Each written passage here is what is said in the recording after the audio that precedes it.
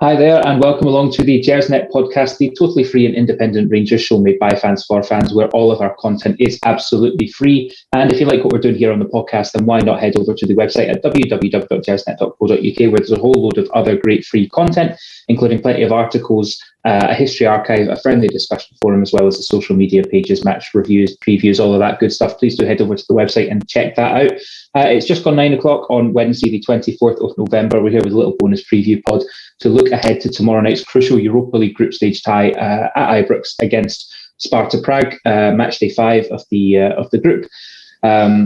Probably fair to say a bit of a must-win game, so we're going to take a little look ahead to that and see what we need to do to get that one over the line. If you are joining us live tonight on the YouTube stream, then thank you very, very much for giving up your Wednesday evening. Please do let us know your questions, your thoughts, your comments as we go, and we'll get to as many of them as we possibly can. Remember that the podcast always goes out for download the next day, and you can get that wherever you get your normal podcast from, which is Acast, iTunes, YouTube, Castbox, Stitcher, and also on Spotify. Before we get started, just wanted to sort of pass on good wishes from everyone here at Gersnet to John Fleck, who obviously took a sort of an episode of illness yesterday during a game for Sheffield United. Collapsed on pitch. He seems to be sort of conscious and awake in hospital, and whilst we get to the bottom of what happened there, all of us at Gersnet, we just want to pass on all of our thoughts and best wishes to John and to his family. So looking ahead to tomorrow night, I've got two excellent guests from the Gersnet pool to discuss Sparta. First of all, I'll bring in Gary Valentine. Gary, please tell me, have you calmed down after the disgraceful performance on Sunday in the Cup there? I kind of forgot all about it, and I watched the press conference today, and they were asking McGregor and the likes questions about Goldson's comments. Just infuriated me again.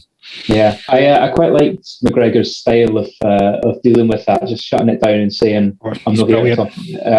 Good on him. I would just put him out for every interview, because even if we get beat, it's entertaining. Yeah, that's true. I think he'll end up battering a reporter. Also with us tonight, we've got Dougie. Dougie, how excited are you to begin the Gio era in earnest? Very. I was all in on Steven Gerrard. I thought Steven Gerrard was the right appointment at the right time. Since his departure, though, I think there's a few cracks appearing, and I think it's probably the right time to bring in a fresh face. And there's something about Gio that really appeals to me right now. He's got a bit of a dick advocate, kind of disciplinarian about him right now, and you see him as stopwatch round his neck. It's very dick advocate, and I think at this moment in time, the team needs a bit of a freshen up, and I think it certainly needs a bit of discipline. There's certain individuals in the team right now that could do with a little bit of Dutch discipline. Yeah, I think you're absolutely right. It was quite enlightening, wasn't it, seeing his press conference when he was unveiled. He was quite clear about that disciplinarian style, about that he will have to look players in the eye, see who wants to be here, see who wants to knuckle down and do some hard work. And given the fact that press conference was about 18 hours after the Cup semi-final, it was certainly very well received. Right, well, let's take a look ahead then to tomorrow night against Sparta. Dougie, I'll start with yourself. We did not have a good start to this Europa League group stage campaign. Disappointing results at home against Lyon, and then when we went over to Prague, picked up a little bit with results against Brøndby. But where we are now, how do you see this game tomorrow? There's talk of the fact that we need to win this by 2 to get our qualification. Lyon, for me, were arguably the best side we've faced in Europe since we sort of returned to the European stage. So are we seeing tomorrow night's game as kind of a playoff shootout? I tell you what it is, it's a bloody big game. A lot of people right now might think Sunday against Livingston's bigger because we need to win the league. But if we want to continue to improve year on year, we need the finances from Europa League. I know that the third place team drops into the Conference League. It's something we've spoken in depth about before. But you get more money in the Europa League. You get more credibility in the Europa League that allows you to attract a higher calibre of player if you perform in that competition. So it's a bloody big game. There's also the rivalry that we have, not just with Sparta Prague, but with Prague clubs in general just now, which makes the game massive for me. For me, it's an opportunity for us to go out and silence racists in the best possible way, and that's with a victory. You touched on there, Ross, we need to win the game by 2 clear goals, and that seems to be a bit of an issue for us at the moment. I think our main focus right now should be on just getting a result. And if we win by 2 clear goals, then excellent. But we know we're going to finish the group in a very tough place, and that's over in Lyon. I only hope that Lyon do go and beat Brøndby tomorrow.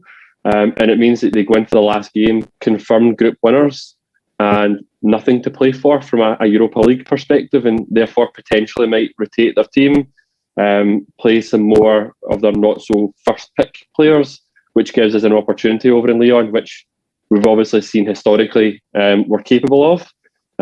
But yeah, tomorrow's a massive game. It just feels right now that every game is massive. We're Glasgow Rangers. We win games. We win trophies. Unlike Gary, I have still not calmed down about Sunday. Sunday was just appalling as a representation of Rangers Football Club. But there's no better way to get over a defeat like we experienced on Sunday than get into a big game like Sparta Prague tomorrow. And if these players have any pride and have any desire to show these supporters that pay their wages, that travel hundreds of miles to watch this team, that there's still hunger, then they'll go out and do the job for us tomorrow. I think you're absolutely right. Just very quickly, Dougie, I really don't want to kind of make tomorrow night's game about the kind of the Prague and the racism element, but do you think that might have any kind of impact or factor in the performance tomorrow? I tell you what it will have. You won't have a bunch of school children racially abusing Glenn Kamara for the whole game and putting pressure on a referee. What I hope is that Glenn Kamara, if he is selected, and he might not be, Gio might make the decision to take him out of that spotlight, away from a team and a city and a country that's racially abused him in more than one occasion.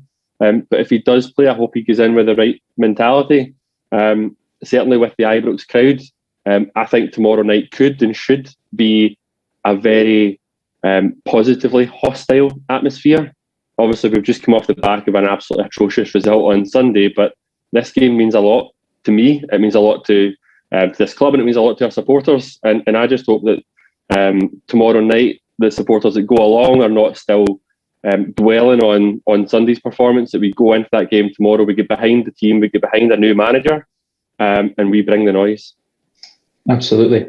Gary, we've seen Gio on the training ground now. We've seen Gio in the press conference, and in that press conference he said that we could probably expect some changes. He's got a style that he wants to play, very much kind of schooled in the Dutch footballing philosophy, and that we can expect some changes tomorrow evening. I think he mentioned that in his press conference today.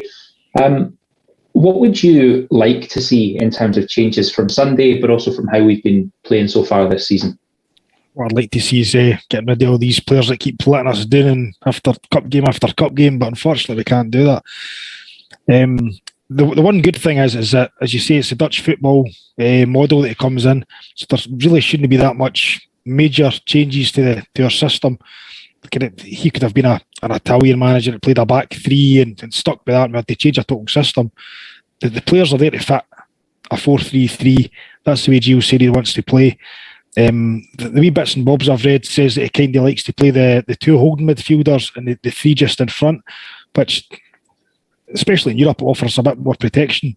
I'd like to see Hagi play a bit further forward, just behind a striker. I think when we were kind of forced into that towards the end of last season, with injuries, I think he was one of our better players, and we finished the season quite well.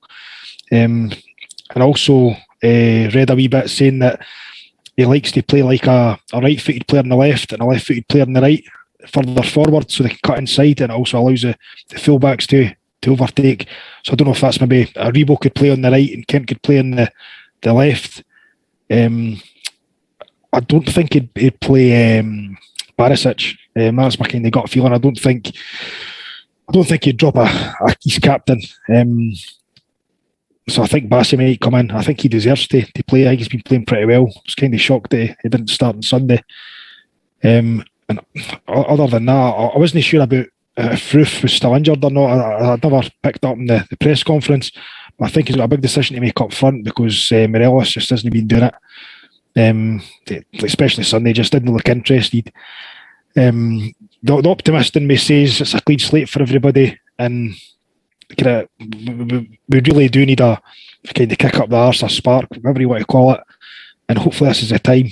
I felt that result on Sunday been coming for quite a while. It's like 6 games we've had with losing the first goal, things like that. And we've all got eyes. We all can see what's happening. We've scraped a couple of games. We got a bit lucky in places. the defence hasn't been playing well. But so I'm giving the guys the benefit of the doubt. Hopefully on Thursday we can start afresh. Everybody gets a clean slate, and hopefully Van Bronckhorst can get that wee lift that everybody needs, and we can get the result. I think you're right that he's unlikely to drop his captain in his first game. But I agree with what you said. It'd be a hell of a statement if he was to drop him for Patterson. It would. But I agree with what you're saying about Bassey, in particular, the fact that he played Barisic the weekend. I said on the show on Sunday there, I sort of stand by it now. I reckon that interim management team took a safe option. We're going to play totally the safe, the experienced players, Barisic, Tavernier, Arfield to an extent, and that's possibly how we ended up in the state that we did. Dougie, one player that we've not mentioned so far who has dominated Rangers headlines over the last few days is Connor Goldson. I said some strong stuff on Sunday about how disgusted I was at his comments. We're in a difficult position, I think we all know, in terms of centre-back coverage. Nico Katic is out on loan, Jack Simpson's not in the Euro squad, so our options are naturally limited. It's been interesting to see all of the sort of former Rangers players, former Rangers defenders who have been contacted by press to give their thoughts on Goldson's comments. There's still a very vocal movement to drop Connor Goldson after what he said at the game on Sunday. Where do you come down on this debate? I knew you were going to ask me this question because of our debate before the call. Yeah. I am still slightly undecided where I sit in the fence around Connor Goldson. And my dad's watching right now and he's going to be raging at the fact that I'm defending his comments, right? Because on one hand, what he said is unacceptable as a Rangers player. One, you never surrender. At Rangers, you never surrender. And also to say that you've lacked hunger or you lack hunger and there's other members of the squad that lack hunger is just completely beyond the realms of imagination for me, because you're representing what is one of the greatest football clubs in the world. Why should you lack hunger? And you know, you just touched on the comments made by two legends in Richard Gough and Arthur Newman. I think they firmly put the ex-Brighton defender in his place with their comments. On the other, I think he's going to regret his comments. I don't think he was the worst player on the pitch, and I think he's taken a lot of the heat off of others that quite frankly didn't perform on Sunday, including his central defender alongside him and Leon Balogun. I thought Balogun was very, very poor. I think he was slightly misinterpreted. I think Connor Goldson was raging, rightly, around the level of performance. And I think he's potentially came out and he's not said entirely what he meant. You know, I'm going to say something just now that's not really been mentioned before. You know, I've not seen it on Twitter. I've not seen anyone call it out, right? Steven Gerrard gave all his players a holiday whilst the players went on international duty. And players can choose what they want to do with their time off, right? And I could go completely critical right now and say, did Steven Gerrard give the holiday because he was homesick and he wanted to spend some time with his family and he thought it was a good opportunity for his coaching team to go and spend some time with their families, also being Jordan Milsom's 40th birthday, where they wanted to go out on the piss. So I could be critical and kind of question the motive behind giving a holiday. But of all the players that took that holiday and used it productively, Connor Goldson went over to Dubai and worked with a personal trainer in the sunshine to improve his fitness. Whereas, you know, you look at the fitness levels of certain other players on that pitch, Alfredo Morelos in particular, they didn't look like they had 90 minutes in them. So I think what Connor Goldson's actually pointing out is he wants to see more commitment from the rest of the team. But I wouldn't air that dirty laundry in public. I don't know what he hoped to gain from it. We've got a new manager coming in. Keep it private. Raise it with your new manager if you've already raised it with your teammates and they've not acted on it.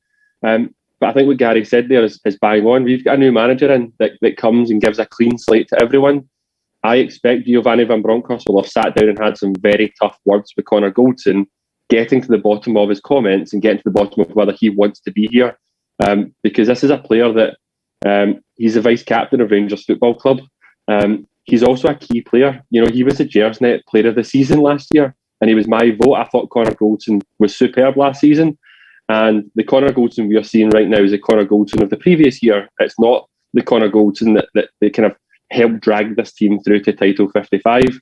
So I'm just hoping that Van Bronckhorst has gone in and, you know, had a very tough conversation with him and gets to the bottom of his comments and allows Connor Goldson to give his real burning desire to make amends. One of my mates actually made a point after the event. Should Connor Goldson have made a statement afterwards? You know, today's press conference, both Gio and Alan McGregor were asked about his comments. Alan McGregor kind of brushed it off. I wasn't so impressed with his comments, to be honest. I think when you're winning, it's fine to be a wee bit arrogant. See, when you're losing, I kind of want a wee bit more accountability and ownership from my players. Van Bronckhorst, on the other hand, did kind of allude to the fact that he's had conversations with the players. So I'm kind of hoping that that we've really had a tough conversation with Goldson. But one of the things that Gary said was you get a bounce from a new manager. I was watching Match of the Day on Saturday. In fact, I think it might have been Sunday's one where Connor Cody was on. And Connor Cody spoke about sometimes you go a bit stale under a manager and sometimes you need a wee bit of a freshen up. And he said sometimes with a freshen up, it's just something different, you know, a different level of training, a different lens on things. And I completely agree with your comments around, I think the interim management team kept it safe. I think they would have kept training very similar, so I don't think they would have done anything that gave the players a boost going into Sunday. I'm hoping that this is the opportunity for Gio to get a bit of a reaction from the players. And when I watched Matches of the Day, I watched Timo Pukki, you know, Norwich's key man, and Grant Hanley, their captain, score the goals for Norwich in their victory. I watched Ollie Watkins and Tyrone Mings get the goals for Aston Villa, so that's their main striker and their captain again. And for Newcastle, obviously they drew, but it was again their captain Lascelles and their key man Alan St Maximin that grabbed the goals. What I really want to see from the players, and I include Connor Goldson in this, is each of them stand up for each other tomorrow night, and they go in with a point to prove. And I think this time tomorrow night we will know who wants to be here and who's prepared to fight for this football club and for Giovanni Van Bronckhorst. Yeah, I think that's very fair. The new manager bounce. Or the new manager impact, I think, is going to be huge tomorrow. Could maybe have expected some of it on Sunday, but here we are. Gary, let's turn our focus to Sparta and the practicalities of tomorrow night. What did we learn about them? They obviously got a good result against us in the first leg, and they posed certain threats. What did we learn about Sparta, and what would you like to see us sort of change or do differently from that first leg? I kind of, when I seen your agenda, I watched a wee bit of the previous game back just to refresh my memory, and I was quite shocked at the amount of kind of times we had, like counter attacks against us, and it maybe left a shot at the back, and they'd maybe have a 3-on-2 or a 2-on-2. They hit the post late on. They had an open goal pretty much, and the guy missed it. That could have easily been a bit of a drubbing if they'd taken their chances. I know we missed some chances ourselves, but I think we need a wee bit more security at the back. And I think, as I said earlier, if he's got to play two kind of holding midfielders, that might allow Tavernier to go further forward, allow Barisic, whoever it may be on the left, to go further forward, but we'll have that security, maybe 4 men at the back rather than what was before. It was sometimes 2 or 3 guys just getting hit in a counter attack, and the guys were absolutely rapid. And because we played such a high line, they had basically a full half to run into, and it was causing all sorts of problems. So if we can get that tied up, hopefully we'll manage to nick a couple of goals. How about going forward, Gary? I mean, we have some very, very talented creative players: Joe Aribo, Ryan Kent, Scott Wright. Not had so much of a look in, particularly in Europe. Yanis Hadji as well, who has flourished in the Europa League. And then it comes to the question of up top. Like you say, we don't really know what's happening with Kamar Roof, but do you see a role for Morelos tomorrow night? Will it be Sakala? How does he take it going? We need to score at least 2 goals tomorrow. Oh, straight away, I'm surprised you never even mentioned Brandon Barker. Please don't forget he's still there as well. No, in all seriousness, it's a hell of a conundrum for him, because Morelos is your main man, he's your talisman. You see what he's done for us the last 3-4 seasons. And he is, if Alfredo Morelos is in the mood and he plays, He makes your team tick. But the thing is that he's not been doing it. When he doesn't do it, which, as I've spoken about before, I think on the pod, we have a problem now where we're comparing things to last season, but people forget the 2 seasons previous. The amount of times before last season, which it could be seen to be a freak now, is that when Morelos wasn't interested, we never had the rest of the team digging him out. Whereas last year, it was good. It wasn't great. I think he's been better in previous seasons. But last season, we had the guys who could dig him out, could score those goals. And at the minute, he doesn't look interested, but we've not got any guys kind of digging him out. I know we've scraped it. I'm not trying to make it as if I've been that bad. But as I say, I think these results have been maybe better on paper, but the reality has been for watching the games. And if Morelos isn't going to do it, then we maybe need to drop him and play a Sakala, give the guy a chance. He could play a Scott Wright or something. Try something different. But if Morelos is playing as the main man, and if he's not interested, he's a man down. Yeah, I think that's fair. You make a really good point that the ratio of goals scored last season by Morelos compared to the rest of the team is so far and away different to where we were 2 or 3 seasons ago. It was such a huge part of the success was guys like Ryan Kent, Hadji Aribo chipping in with goals, and obviously Tavernier and Barisic doing what they do down the flanks. Even Cedric Itten as well. Sorry. Oh yeah, good point. Yeah, even Cedric Itten as well, who's not there, so we're kind of a striker down in that part. Yeah, very much so. And it does, and probably not a question for tonight, but Cedric Itten up top, Nico Katic at the back. Does it call into question our use of loans in the last transfer window? Maybe not. Dougie, how about yourself? Morelos has been imperious in Europe for Rangers, our top ever European goal scorer. Can Gio afford to drop this guy in his first game? I think Gary makes a very good point around it depends on what Morelos turns up. The Morelos of Sunday is a man down. But I am hoping that when Gio comes in, he does light that fire again under someone like Morelos. There's been a lot of jokes made on social media around, Morelos was almost playing as a deep lying playmaker under Gerard latterly.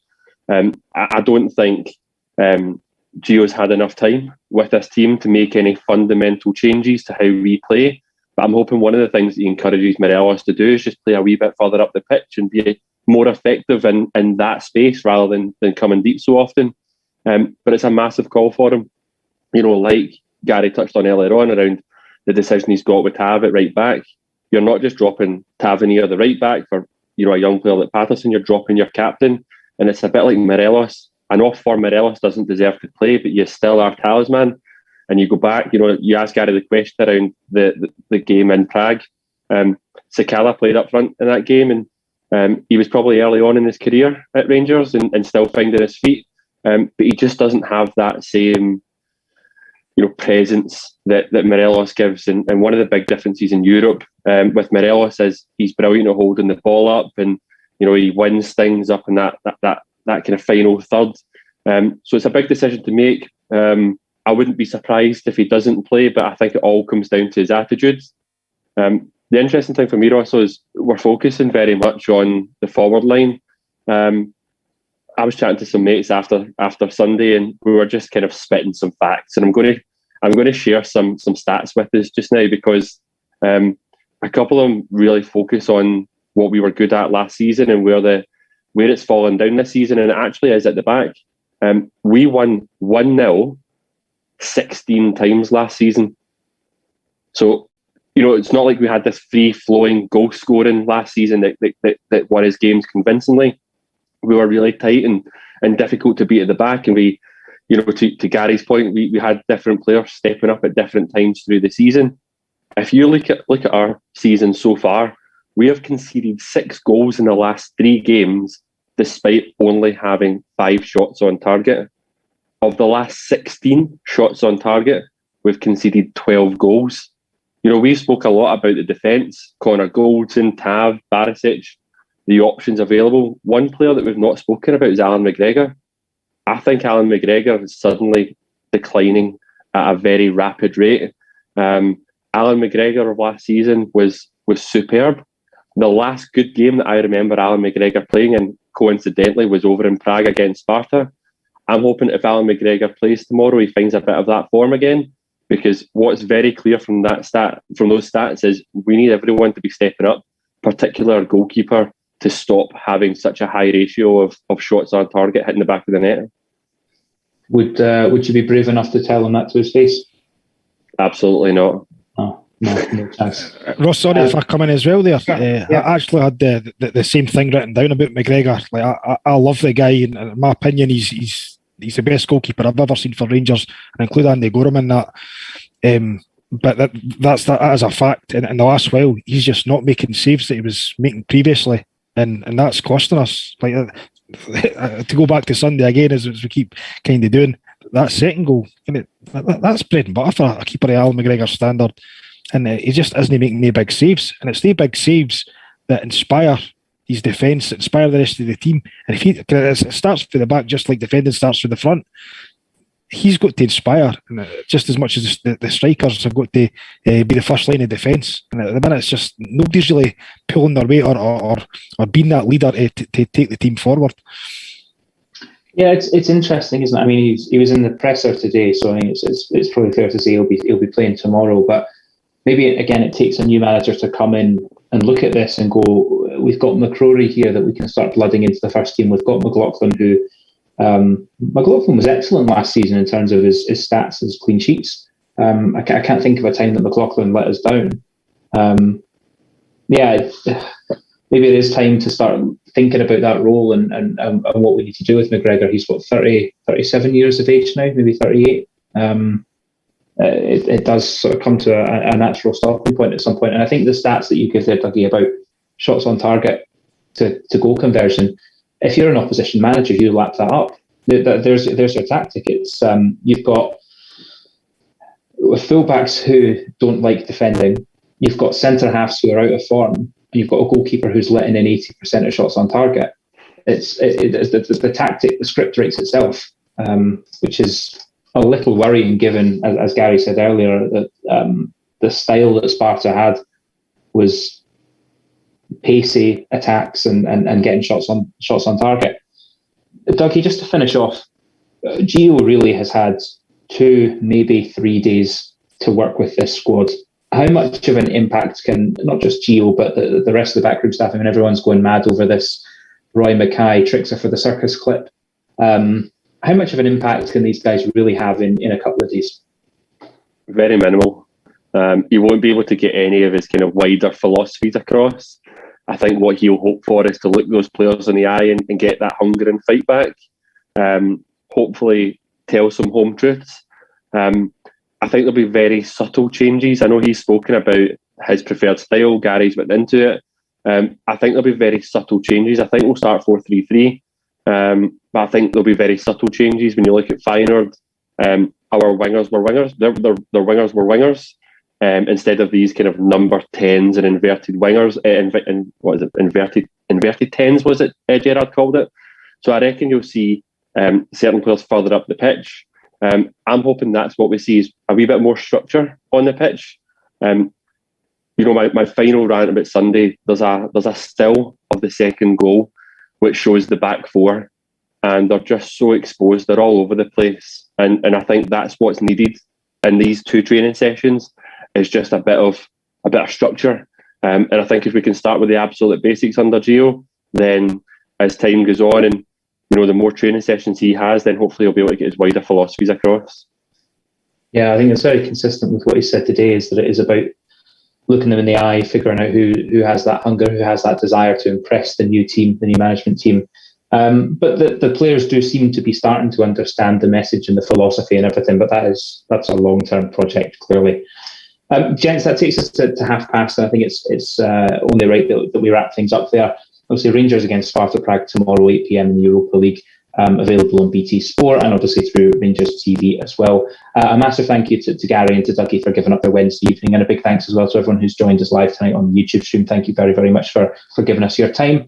The podcast will, of course, be back on Sunday as we'll look back at the results against Sparta, but also the trip to Livingston on Sunday lunchtime. So please do tune in for that. And remember that that's always available for download the first thing on the Monday morning. Keep your eyes on the YouTube channel actually as well, because we might just be able to squeeze out some stuff live from Ibrox either before or after the game. I know that Colin's really keen to do something there, so do keep your eyes peeled on that Gersnet YouTube channel. Until the next time, please do head over to the website at www.gersnet.co.uk. Maybe get yourself signed up to the friendly discussion forum, and we will see you next time. Have a great week.